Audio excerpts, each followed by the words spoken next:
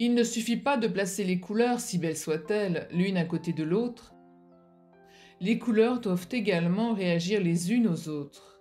Sinon, vous avez de la cacophonie. Matisse.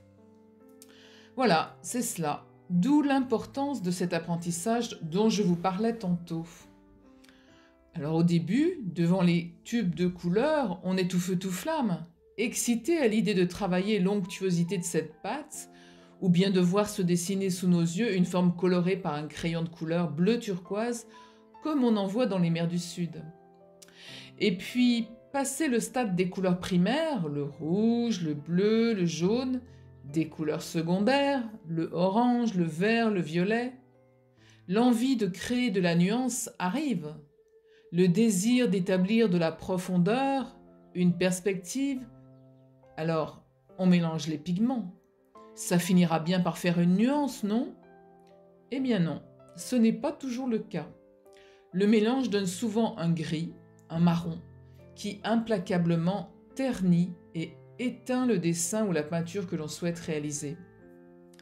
Et ce n'est pas à l'école que l'on apprend à réaliser une ombre, car l'ombre fait surgir la lumière et le tableau prend vie, il vibre. Une interaction se crée entre les couleurs. Il faut l'expérimenter, la connaître. Sans cela, vous risquez vraiment de vous décourager. Je dis souvent qu'il ne faut pas utiliser de noir sorti du tube, le noir éteint.